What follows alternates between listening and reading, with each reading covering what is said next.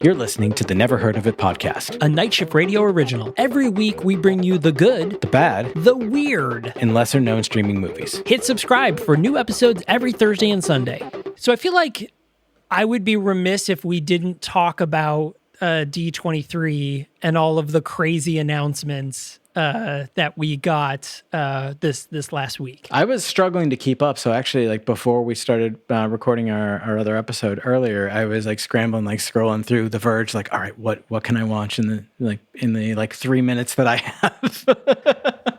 Yeah, I think that's fair. So full disclosure, I am obviously aware of D23. I tend not to obsess over it. So I'm aware of some stuff, but I don't do a deep dive, and I figure, the stuff will present it to me. It'll be presented to me organically, and I'm fine with that. But I don't throw stones at people that go through it aggressively, like I'm guessing. Well, they did release a lot of trailers, which is pretty exciting. I watched a couple. That's kind of where I sit on that too, though. Like I knew I couldn't follow it in real time. Honestly, if I really can admit, like I don't actually know what D23 is. I just know people were making a big deal about it, so I assumed that like it was important. And I saw they were releasing a bunch of trailers. I'm like, cool. So I'll kind of like half-ass pay attention to what people are talking about, but I can go, as you said, Ton, it'll be presented to me in some way. I can find it. And I knew without even looking, I knew that TheVerge.com, my favorite tech and current events blog, would have just an aggregate, like all of the announcements from D23 this week or whatever. And so I went directly to that. So that's my plug for The Verge. I think that's the moment to drop in the Chris Pratt from Parks and Rec. Like, I don't know what that is, and at this point, I'm too embarrassed to ask. I mean, Vox Media is not a sponsor of this podcast. It could be. No. But it could. So D23 is a Disney celebration. So it is more of just like an anniversary, like, because this is also when they announce new Pixar films, new Disney live actions. Like, we got a new Little Mermaid trailer. From D23, which is, her voice is flawless. I don't know if you've seen the trailer. So good. I'm sorry. I love how much rage the internet's going to have over the fish lady not being white. That's just, I'm looking forward to that. I'm sorry. I demand cultural realism in this half human, half fish creation. It's ridiculous. This will not stand. Well, so in the original Danish story, she's described as having green skin. Yeah. So the original Disney cartoon isn't even accurate either. She was a ginger. She's a mermaid. Right. I put this in the same category, black hobbits and elves. Okay, great. Yes, it's absolutely. Of course. Absolutely. Yeah. Yeah, I didn't think twice of it. I didn't think twice of it at all when they cast black dwarves. They're just like, okay, yeah, they're dwarves. I will they're mystical people. I will fully admit, when the very first Thor movie came out and we saw the amazing Idris Elba as Heimdall, I said, wait a minute, these guys are Vikings. And then I stopped. I said, well, no, Vikings were clearly inspired by these beings. They are otherworldly beings. They don't need to be. Yeah, they don't need to look like Earth Norse people. Yeah. Yes. Okay. And literally, I had that thought for about 2 minutes. 12 years ago, whatever the first Thor movie came out, 11 years ago. Yeah, the saying, the first thought you have is how you've been conditioned. The next thought you have is who you actually are. That's right. And what you do with it. Yeah. Exactly. Mm-hmm. Yeah. I mean, this is no different than everyone did with Nick Fury. Yeah. Where everyone was like, wait a minute. Nick Fury is like, no, you only think that because of what's his name played Nick Fury. Don't even mention the Hoff. Please tell me you were. Yeah. No, it's fair to say in history, it would have been extremely unusual that a black man could have done what Nick Fury in the comics did. Fair to say, if we're trying to say, is this a real world event? Duh. No, of course it's not a real world event. It's a comic book. And it has to be true to its internal logic. And that's it. Mm-hmm. Yeah. And honestly, who the fuck better? Yeah, exactly. Truthfully, I could not. I don't think anybody could have played Nick Fury, and so that leads to we did get a Secret Invasion trailer, which is a big deal. Looks really good. I saw that one. It does. Looks really exciting. I love where they're going with it. I was really because of Miss Marvel and the way that movie ended, it was like, okay, Skrulls aren't the bad guys, right? They're painting them as not the bad guys. And I was like, and then when they announced Secret Invasion, I was like, well, wait, how are they going to do that? Because they've already said that Skrulls aren't the bad guys, and we've already seen that there's, hundreds or thousands of Skrulls that are just refugees, and they're all the good guys. They're on the side of Nick Fury. And I'm like, well, how are they going to do that then? But now I see that it's just a rival Skrull gang, I guess. And it's fair to, it's so, I think I've shared before, I'm a lifelong, right there, the D20, you can kind of see it, lifelong Dungeons and Dragons, role-playing game player. And recently Dungeons and Dragons has come under fire for removing, first of all, replacing the term race with, I have to check my game skills to play Pathfinder, ancestry or heritage, one or the other, right? Trying to remove connections to real world, racial tensions, right? But it's the worst kind of, it's just the worst kind of reaction. I was thinking, we were talking about Nick Fury, when first Black Panther movie came out a number of years ago, I wrote a piece on my blog, tmp at syr.com, which I'll probably give the link to this specific blog because I think this is right on the point. I was so excited for Black Panther because I recognized that, growing up, I'm 51, right? So that era, growing up, even like Star Wars, I had my pick of characters that I could identify with, right? Yep. Because all of the characters, until we get to Lando Calrissian, are white. So in like the whole universe. In the whole universe, right? I celebrate the diversity of modern storytelling, Marvel, Star Wars, DC, right? Like all of those places. More representation is better for everyone. And I fail to see the logic. It's the worst kind of gatekeeping. It's just so incredibly insulting, right? Yes. So, we've all seen the tropes of the old, going back decades, like to the 40s and 50s of like Captain America or Superman, right? Like taking stances against racism and, racial intolerance, et cetera. These stories have never been a place for that kind of racism, bigotry, prejudice, xenophobia, homophobia. And there's no way to separate out the legacy of these works and keep those ridiculous views. So sorry, a little bit of a soapbox there, but it's a topic that's near and dear to my heart. So totally relevant. I love it. Disney did make one announcement at D23 that I was not happy with. I saw that there's going to be an Inside Out 2, and the first one fully wrecked me. And I have not recovered emotionally enough for there to be another one. That was the first movie my daughter saw in the theater. Don't mention him. It's still too soon. I know. Still too soon. They mentioned him in She Hulk, which is full Bing circle. Bong! Big bug, no. So this is another, so Inside Out 2 is coming. It is another story set in Riley's head, which I think is absolutely great. And I think I'm hoping that we get Riley going through an emo phase. So it's really sadness driving the movie but again. Sadly, we're not getting Bill Hader or one of the female voices. Oh, really? Yeah, maybe Mindy Kaling. The headline I saw was that Disney lowballed them on the price and they, on the salary, and they said no. So, Amy Poehler is coming back as Joy. Yeah. So we do know that. Yeah. That's pretty interesting. So that was one. Inside Out 2. We got the teaser for Ariel, which I saw a really great TikTok, speaking about our representation matters. I saw a really good TikTok where a woman was showing her two young a black woman was showing her two young girls the trailer, and they see the whole thing and they hear her voice, and she was like, "Oh, her voice is so beautiful." And then they see her and she's like, "They made her black." oh my God. She's like crying and like flipping out and like jumping around the room. Very adorable. And I loved it. And I was like, oh my God, like that's great. Cause like it takes away nothing from anyone else. But anyways, we've beat that one in. That one we get. Congratulations, guys. We solved racism. Yes. we did it. We did it. Yeah. But among the other announcements there, we learned who is in Thunderbolts. Oh, yeah. And in reference to She Hulk, we learned who is not in the Thunderbolt movie, at least it wasn't announced, is Emil Blonsky. Abomination is not in Thunderbolts. As far as we know. Yeah. I mean, we I know love that good. There's still plenty of opportunity for them to surprise us on that.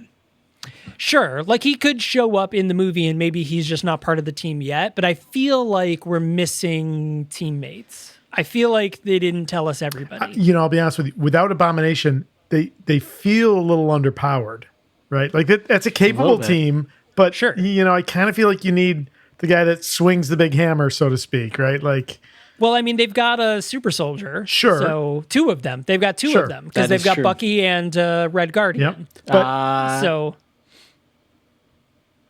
refresh me. Did what's the U.S. agent? Did he lose his? He never got it. Oh, he never got it. Okay. He never got the super soldier serum. Yeah. I thought he did. Yeah, because that was the whole... No, he did. Yeah, because that how he beats the guy? Yeah, he beats the guy to death. Yeah, so they have potentially those are like a significant, those are an order of magnitude below a heavy hitter like Thor or like Hulk or an Abomination. Hulk, right. Yeah, exactly. True. Yeah. Exactly. True. They don't have an Iron Man, right? Like, together. So again, like that's a good team, and I'm interested to see what they do. But I feel like that is a team that is pretty, one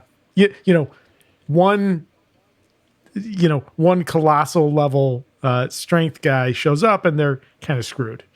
And they're all struggling. Yeah. I think it's funny that they did say that Bucky is the most mentally stable of all of them. And I think like, woof. I love that they brought back Ghost and Taskmaster though, because those felt like they could easily Taskmaster also has the super soldier serum, doesn't she? Basically like a suit of armor too. So like, again, like there's no one member of the team that like head-to-head match against the Avengers most powerful, but like together they could fuck something up. Yeah. If they can work together. I mean, looking at this crew, can they work together? Right. Well, I mean, I guess that's what the plot of the movie is going to be. I mean, because the thing is like, I don't think that they're going to be going against an Avengers level threat, right? Like, I think this is definitely like, not demeaning them in any way, but like D squad, like low level, super powered thugs. They're not exactly going against the Thanos, or I do think Marvel would be doing Doom. themselves a favor to take a page out of James Gunn's book for this film and just go against a giant kaiju. Just make it real wacky. Yeah. They could do that. Yeah. And so speaking of, I mentioned Dr. Doom, but the one thing we did learn is that Matt Shakman is directing Fantastic Four, but they did not announce any of the cast members. And he very specifically said, no cast member announcents today. So, but I think it's all but confirmed it's not Krasinski. It's Henry Cavill as Doom. Listen, Really? I'll take it. I think it's all but confirmed at this point. Oh, shit. Henry Cavill is Dr. Doom, but then not just like a one-off, like shows up in Fantastic Four and gets beaten. The rumor is that he's showing up in Black Panther. Yeah. Oh, boy. Yeah. So hopeful. So hopeful. I would be so down. Yeah. I am so down for Henry Cavill as Dr. We have talked many times about how much we love Henry Cavill. Yep. I would be so down for that. But that was not announced in D23 this year. On top of Secret Wars, or Secret Invasion, Armor Wars. They got a trailer for Ironheart, which they haven't released online. I saw the trailer Give for it to me. Werewolf by Night. Which Werewolf is a by Disney Night, Plus. Yep. which is coming out in October.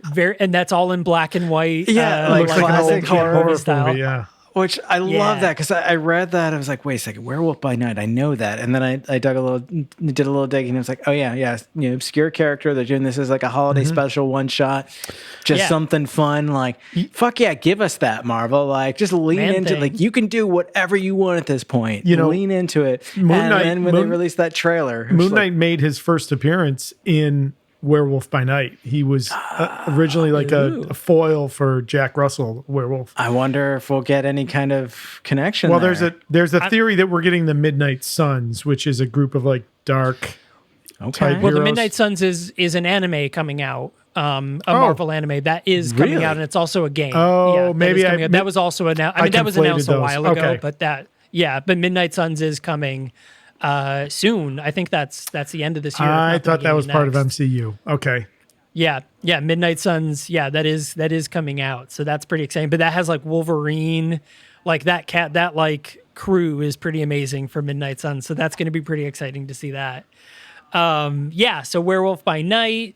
Armor Wars, we got a trailer for that, but we also did get a trailer description for the Marvels, and we learned, I don't know if anyone wants the spoiler, but we learned why Miss Marvel and Captain Marvel swapped places. So hang on one second. Let's give folks a second. Yeah. Skip ahead. We'll wave back in when we're done with this. Go ahead. So if you don't want the spoiler of why, mute now.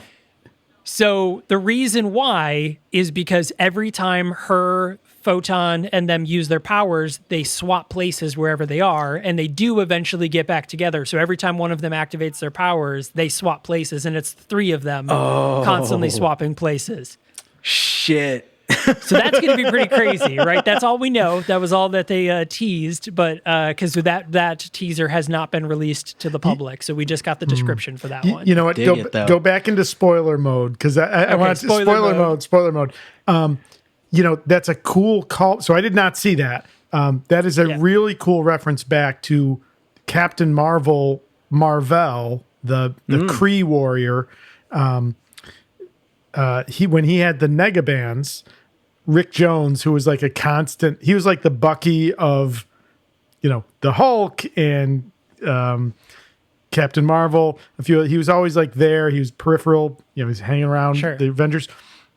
There was a time when Rick Jones and Captain Marvel, only one of them was like in the material plane at once. The other one was in the negative zone, and it would be literally like he'd clash the Negabands together to summon. Back. Yeah. So I wonder if they're riffing on that at all. It's an interesting idea. So the rumored villain for that is, or they said that it was in the trailer is another accuser, another Kree accuser like Ronan, but it's whatever her name is. And not Hela. It begins with an H. Okay. But she's supposedly the bad guys, another of the accuser Kree army people. Neat. So, also setting up, again, I think we're doing a lot of, extrapolation around Secret Invasion, right? Because we saw what's in the trailer and that's it. Sure. Yeah. Certainly the Kree presence on Earth certainly presents a rationale for this Secret Invasion. Maybe a faction of Skrulls are becoming more aggressive because they feel they need to defend themselves against the Kree. Like, that's a long running comic rivalry, the Krees and the Skrulls. Yeah. So, I mean, I'm excited to see where the MCU goes, as always, which will shock no one that I'm excited about what the MCU is going to bring to us. Right. Yeah. Right. Yeah. Oh, by the way, come back in if you missed all of that. I have to say that of all of the announcement of D23, there was two people specifically that I was really bummed they didn't mention at all. And that was, of course, the best pairing in all of the MCU is Wongers and Madison with a Y and two N's, but not where you think. What a great pair. So I didn't actually get to watch this episode until this morning. So I endured, 4 days, whatever, of dodging spoilers while seeing people shipping Madison and Wongers and not understanding why. Yeah. And being like, I have no idea what this means. And let me tell you, it lived up to the hype. I mean, can we jump ahead to the end? I mean, they banged, right? I mean, they totally banged. Oh, totally. Right? Definitely. Oh, yeah. 100%. Yeah. Wonger's got game. Yeah. He totally does. Hell yeah, Wong's got game. Yeah. Oh, man. When she shows up in the beginning of that episode where he was like, and what is your name? Madison, with 2 N's and a Y, but it's not where you think. I was like, she's the best character in the show right now. Agreed. That's who this is. Patty Guggenheim, by the way, is the name of the actress, and she's great. Just never seems to have any clue what's happening and doesn't care. It's all entertaining to her. I love that the first thing she does when she sees Wong is spoil Sopranos for him. And he's like, come on, man. I love that that's what he's watching. He's by himself in his apartment in Nepal, just got his snacks, got his drink. He's ready to cozy up for the night, watch Sopranos. And then comes this woman just through a portal from a magic show. Gotta find the name. Another guest actor that I'm a big fan of was what's his name? Donnie Blaze, the magician. Yeah, that actor used to be on Entourage. He played the pain in the ass director of the Entourage movie. Yeah. Or the movie that he was in. Queens Boulevard, right? There was like the big. Oh yeah, and. Wasn't he going to be like Aquaboy or something like that in that movie? Isn't that that was? Did he? I'm trying to remember. Did he end up? He did sort of like. He did. Yeah, he did. He was. Yeah, it was Aquaman. It was Aquaman. Yeah, and I'm pretty sure if I remember right that it did happen in the universe. Yeah. Just trying to. That actor though that plays the director, he's really good. I really like him. He's such a douche. Blaze. Yeah. Reese Coiro is his name. Okay. He did that. He did the remake of Straw Dogs. Got 81 actor credits. The guy, a lot of TV stuff. Walking Dead. Let's see other big movies. I mean, he's definitely that guy actor if you watch recent stuff. But he showed up, and I'm like, okay, I don't know what's about to happen, but I know I'm going to enjoy it. So. Now, obviously, his name is very close to Johnny Blaze. I was just going to ask. I think it's coincidental. Yeah, I just think it was more of like I'm not convinced of the tie, but a lot of people are. I don't think that like it's a direct tie to Ghost Rider. I don't think that they're gonna say that this guy Donnie Blaze is Ghost Rider and they're just going with Donnie instead of Johnny. I don't think so. Mm-hmm. I mean, it's certainly possible, but it feels like washed up magician who like flunked out of Comertage, like becoming the spirit of vengeance. So like it doesn't flow for me. But I could see it very much being a nod to Ghost Rider, just kind of like a wink, wink. Yes, we know, and then move on and like we'll see him later. I wonder also they could easily do it where he took the name Donnie Blaze after the stunt guy he knows, Johnny Blaze, because he thought it sounded cool. Could be. I mean that's very much in Donnie Blaze's character. It could be in Iron Man 3 where the Mandarin, the first one we see is not really Mandarin, but it's referencing something else that exists in the universe. Yeah, that's a really good headcanon. I like that one. Mm-hmm, mm-hmm. I do love that they retconned that in Shang-Chi, by the way, though, where he was like, some guy approached me and was like, hey, I want to steal your name. And he's like, the Mandarin's named after an orange. That's not me. I love that. That was so good. Yeah. So good. Yeah, and I was one of those nerds, totally. filled with rage at the head fake in Iron Man 3. I've since cooled on it. And then, of course, Trevor's appearance in Shang-Chi. Yeah. Oh my yes, God. I'm here for it. Sir Ben Kingsley just absolutely delivers a performance of a lifetime as a bumbling, washed-up actor. And, like, I cannot now imagine the MCU without him in it. And, like thank Feige for that fake out. Like, hell yeah. Oh, yeah. I'm actually in the minority where I liked Iron Man 3. Yeah. I actually liked the movie. I think the ending was bad with when the guy comes in and they do the whole what's-his-face fight, where everyone's hot inside. I forgot the what it's called. Extremists. The Extremists, yeah. That ending got a little for me, but I liked Iron Man 3 a lot. I thought it was a good movie. I missed it when it came out, so I actually didn't watch it until a couple years ago when we did our complete chronological watch through. And as I sat and watched it, I was like, I like this. This is good. This is good storytelling. Ben Kingsley's amazing. Yeah. I was mad about the Mandarin initially. Sure. I didn't like it initially, but we've done it in the MCU. Obviously, we're way past that. And on the rewatch, I liked it a lot more. So, it was. My rage had cooled. I've since come to appreciate Trevor in Shang-Chi, and now Iron Man 3 is a thumbs up for me. So. So, Yeah. speaking of potential nods to other characters in universe, I'm seeing something where there's speculation that Jake the Demon could potentially be a nod to Jake Scratch, which is one of the aliases of Mephisto, who is a deal-making demon.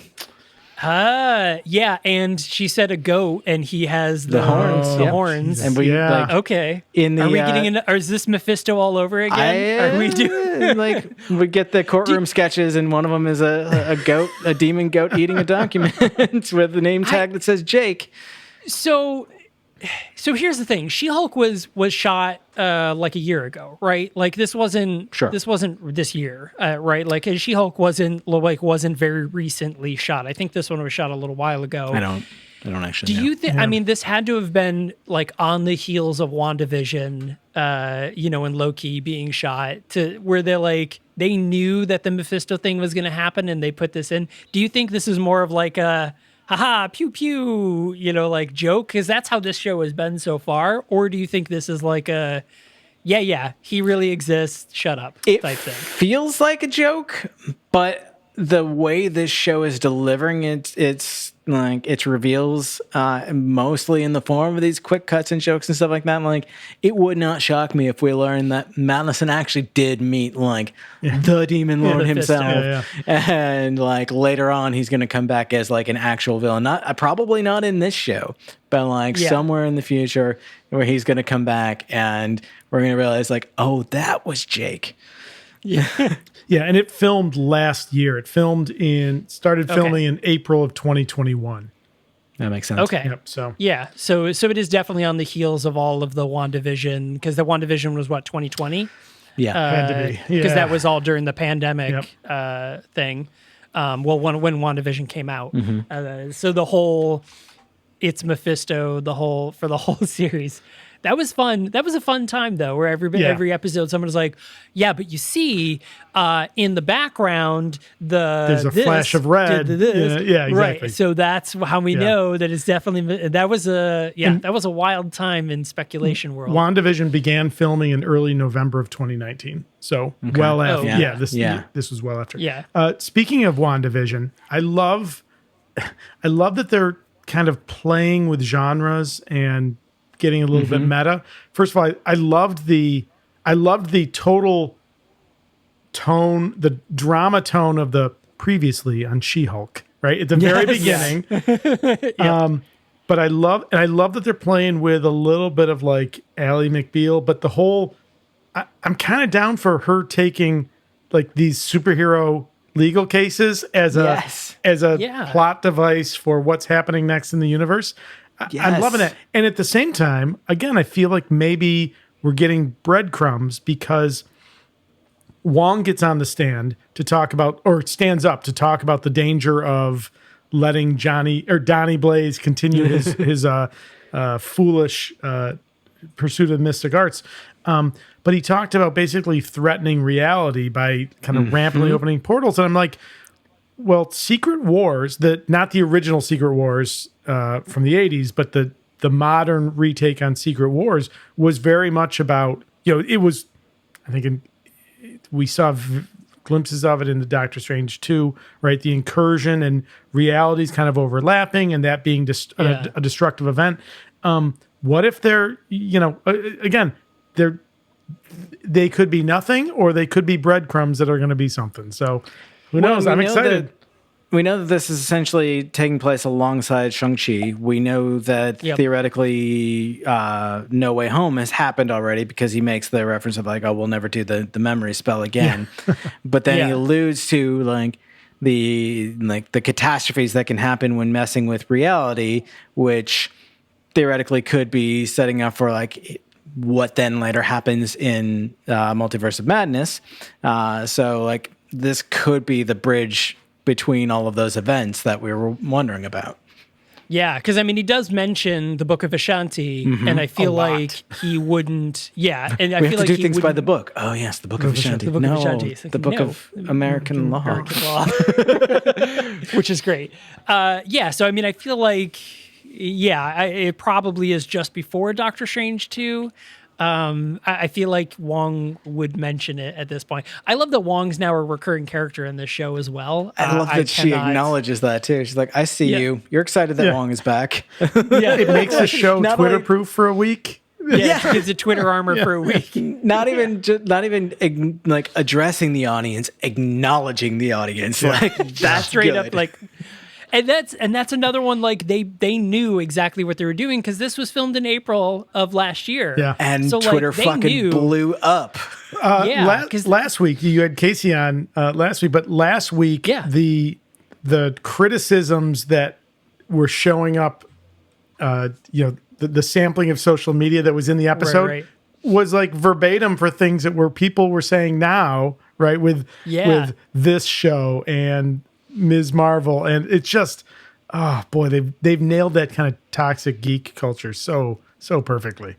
It's like I keep saying, Marvel knows exactly what they're doing at this point. And like, they really do. And the fact that like anyone is still questioning that, like they've given us no reason to think that they have anywhere near approached a stopping point or like falling off. Like everything they have delivered on successfully, and yet people are still like, well, this one's gonna be wrong. I'm like, but is it though? Because none of the rest of them have been, except for Multiverse of Madness, which is trash. Which is true, but box agree office that we wise, it disagree. performed really well. Right? Yeah. Right. But I was expecting first of all, how dare you? Right, but like box office wise, it was a huge success. Yes, and we look at absolutely. we look at Thor: Love and Thunder, which everyone was like, oh, it didn't do as well. It performed better than Thor: Ragnarok in the box office. So it was amazing. I mean, I loved it. Thor: Love and Thunder is a great movie. Having since rewatched it, I was like, man, this was a really good movie. I don't want a touching movie. I don't want every Marvel movie or Disney Plus show to be exactly like everyone. I want there to be variety. Sure. I'm fine with the fact that Moon Knight was very different than Ms. Marvel, and I want both of those to exist. And when we get the black and white, 1950s horror Werewolf by Night, I'm going to watch that and love that, even though I don't expect it to connect to this show in any way, and I'm totally fine with that. And that's I told Ellen like this handful of shows, like all of them have been good, and like the whole MCU has been good, but like this last handful of shows with Hawkeye and Ms. Marvel and She Hulk are giving me the kind of fun that I wanted from Marvel the last time that I was reading Marvel comics, when I was reading that incredible Mockingbird run and like the early Ms. Marvel stuff, and Kate Bishop moving to LA and starting her detective agency, and fucking Laura Kinney hanging out with Squirrel Girl. Like that kind of shit is just so much fun to me. Yeah. And they are giving that exactly what I want. And it's like, I just keep it coming. Keep it coming. Like this, I'm living for this shit. Make the universe big enough to have all of that fun and whimsy and have all the seriousness of Celestials. Right, in the darkness, like or the Eternals, right? Like, right? Like, there's room for all of that under this umbrella. There's plenty of gravity in the MCU. We need some levity. Yeah, absolutely. Yeah, and like comic books as a whole, like comic books are not this grim, dark monolith of justice and terror. They're not a monolith. Yes, exactly. Yeah. The other thing that we got in the She Hulk episode that I also thought was interesting is we got a look into Jennifer Walters' dating life. Yes. Which I think was the most unrealistic part of it, because like Tatiana Maslany, I'm sorry. Yeah. Like if I matched with her, I would be through the moon right now. And like everyone's like, rah, and I'm like, are you kidding me? She's a Syracuse 11, but an LA. Right, yeah, no. Listen, she's an LA 10. Like like that's unrealistic, but I get it. I get what they're trying to say and so what the joke was about it. I thought it was funny. It was very funny. First of all, let's be honest. There is 100% in the MCU.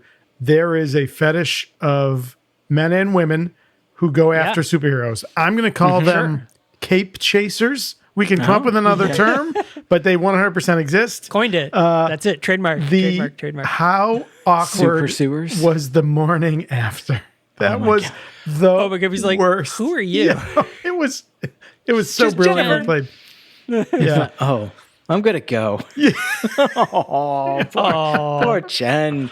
I absolutely loved the moment where she gets a notification to say she has no matches, because I like a fraction of a second before she says the exact same words, I'm like, why would that be a notification? Why is this a notification? And as somebody who, well, I mean, now I'm in my 40s, but as somebody who has dated in their 30s, she's right. Yeah. There is nothing worse than dating in your 30s. It is pretty terrible. So Jen, I feel you on that. Call me. I actually, Jen I can't, or Matt, I She can't Hulk or commiserate just on that. Jen? Yeah. I would take both. Yeah, okay. I'll take Same. I was with my wife for my entire 30s, so I have no experience dating in my 30s. Right. Yeah, Oh, that's funny. it's not great, but yeah, I think this is also another wonderful personal touch that shows us Jen, right? You know, and I love that it's this comedic moment, but at the same time, you're like, oh, Jen, like, oh, because like, you know, even when She Hulk starts getting all the matches, and she's like, well, that's a real blow to Jen's ego. Yeah. You know, like that is exactly. I mean, that is, you know, such a great moment. I think is also a really funny moment. It gives us that glimpse behind the scenes of like, what is this super person's life actually like, which we don't normally see in the more serious, stuffy comic movies and TV. But have we seen any superheroes attempt dating? I mean, other than everybody Tony, is with someone. other than Tony, the ultimate swordsman that he is. But I mean, like once he becomes Iron Man, it's basically Pepper Potts from that point on. The running joke with Cap and the virginity, although I think it's now established that Captain America. I love that they have not changed Jen's phone background. Yeah, they're still leaning into that's still America's ass. That's right. Yeah, it is. Yeah, I don't think we've really seen a superhero date. They've all either been married, or well, I guess if you count Thor, or like Peter and Mary Jane, MJ. Yeah, but I mean that's the only person. Kids. Yeah. But that's only the one person too, and their kids. Not like full on like like go on dating, a bunch of dates and or like attempting to date. You know, which one was it? Steven in Moon Knight. Okay. Right? Yeah, he does go on a date. Right. And Mark is married. Right. So that's true. Yeah. Mark is married. But I love what that represents. And they need to do this, right? Like let the world evolve and advance as it would. Superheroes exist. They're among us. So of course, why wouldn't Jennifer give a She-Hulk dating profile a shot? Why not? Yeah. Why wouldn't a big law firm have a superhero law division? Because that's a growing niche and they can make money in it, right? Like these are all logical extrapolations of what the world would do, how it would go. I think was it on this podcast or maybe where I talked about the book the Law of Superheroes? Did I mention that before? Yeah, that was the last episode. It's you a book mentioned worth that book. reading. Yeah. And again, I'm procedurally, there was almost nothing right about what happened in the courtroom. But it's a really interesting idea that, well, you could theoretically go to get an injunction to stop an unlicensed. Well, is there a licensing authority, right? But to stop, the actions of a subpar magician. So, well, and we're still in a post-Civil War world too. Where they're like the Sokovia Accords in theory still exist. As far as we know, they weren't done away with. So theoretically, like there is still a statute regulating superhumans. Yeah. What is that like? Sadly, we won't see Secretary Ross. Right, I hope they don't. Apparently, they did recast him. Apparently, apparently they did. That has not been confirmed, but the rumor is that he has been recast for Thunderbolt. Although, let's be fair, anyone in the Incredible Hulk is fair game for recasting at this point.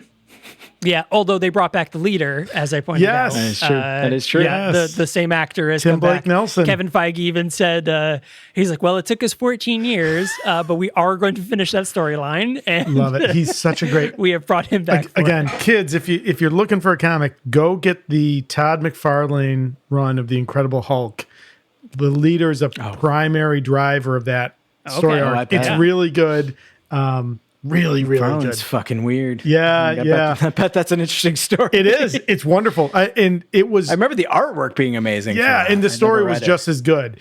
And, a couple episodes ago when we were talking about the Emil Blonsky's, his coven there, whatever he's got, his spiritual... his 7 soulmates. Yeah, soulmates. I was hoping that we were referencing this gamma world, and certainly that run of the Hulk with McFarlane very much expands on this kind of Hulk verse. So I'm again optimistic. Let's see what we get. Yeah. I think that these type of shows, they are giving us so much of like the glue of what makes a fake cinematic universe feel like a living, breathing Real and universe. lived in. Yeah. It does. And so like every single like little callback or like, returning character or like closing the loop on a storyline or even just like letting a character date. All of these are like filling in those puzzles to make this feel like a cohesive whole.